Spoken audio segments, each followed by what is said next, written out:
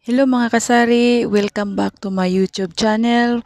For today's video, our topic is all about iwas lugi ng ating tindahan. Mga bagay na dapat aware po tayo sa pamimili ng buy one take one or yung mga sales.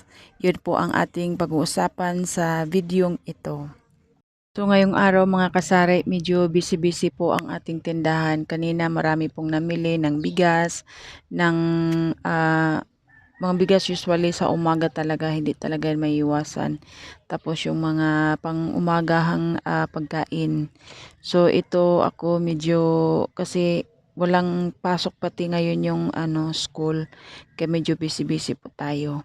So ito nga pala mga kasari, nakabili po tayo ng ng bigas at pagkadating po ng aking bigas nakita nila na may mga bigas ako, dalawang 25 kg po ang nabenta ko na ngayong araw. So kahapon lang ito nabili. So ito po nakita nila. So sa ngayon wala pa talagang mga feeds, yung mga pagkain ng ng hayop kasi medyo hindi pa naka-recover. Dito pa talaga ang sakit ng hayop mga kasari.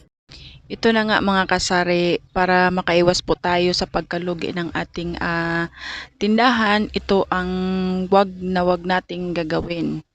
Bago tayo umalis sa ating tindahan, papunta sa bayan upang mang-grocery, lagi po talaga nating isisit ang ating kaisipan, ang ating mata kasi dito po talaga tayo madadaya. Kasi pag napunta na tayo sa bayan, lalo na sa groceryhan, ang dami nating makikita na wala na sa budget, wala na sa ating wallet. Kumbaga out of budget na. Dahil kapag nasa tindahan, nasa groceryhan tayo, ang daming mga magaganda. Kasi doon, kumbaga minamanipulate ang ating kaisipan, dayain ang ating isip, ang ating mata.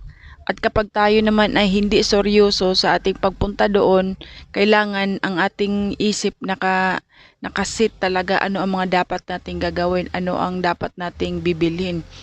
Kasi kung hindi mga kasari, talagang ubos ang pera natin. Oh, kasi minsan nangyari na din yan sa akin, kaya isi-share ko talaga sa inyo. Kapag tayo ay mamili sa groceryhan, ang una natin talagang titingnan yung expiration date. Kasi alam mo naman sa sa negosyo, manipulate kumbaga nasa tayo, kumbaga para madali mabenta ang kanila mga produkto. Alam mo ang ginagawa ng mga negosyante, buy one take one, para mabilis ma-dispatch sa ang kanilang mga negosyo, ang kanilang mga product I mean. So tayo naman tatanga-tanga tayo kasi nakita natin buy one take one, halabira tayo, grab, lagay-lagay lang tayo sa basket. Tapos hindi natin napapansin na yung mga produkto na yon ay hindi pala mabinta sa tindahan natin. So nasasayang. So ngayon ano ang mangyayari doon? At dumating na yung expiration date niya. So malaki ang nawala sa atin. Pero kung meron namang okasyon sa pamilya, chance mo na yon na bumili ka kasi nga mura. Pero kung paninda sa tindahan, paninda sa sari-sari, tapos dahil nga naka-sale siya, bili ka na kaagad, ayun, lugi ka talaga, lalo pagka hindi siya mabenta. So ngayon, ang gagawin po talaga natin, kung sakaling nakabili tayo ng mga ganong produkto na buy one take one at dumating na yung kanyang expiration, kung sakali lang ha, yung gatas, para makabawi ka naman sa sa pera mo, gumawa ka ng idea or pag ice candy, o at least na save yun ng mga ilang piso, o may tubo pa kaysa wala. Pero I'm sure na yung mga sakans matagal ang doon ang shelf life nila. Pero sa mga chicheria or at iba pa, madali lang yun. Kumbaga short lang ang life nila. Kaya iwas tayo doon mga kasari. Kaya una-una natin talagang titingnan ang expiration date ng ating mga paninda. Kasi doon talaga tayo malulugi. O kung sakaling kung sakaling nakabili ka nga, tapos yun, kung mayroon kang loyal na customer. Ipautang mo na lang kaysa naman kaysa naman na masira lang 'yon. Pero siguraduhin mo lang din naman na yung tao na pagbigyan mo, yung may kapasidad din na magbayad.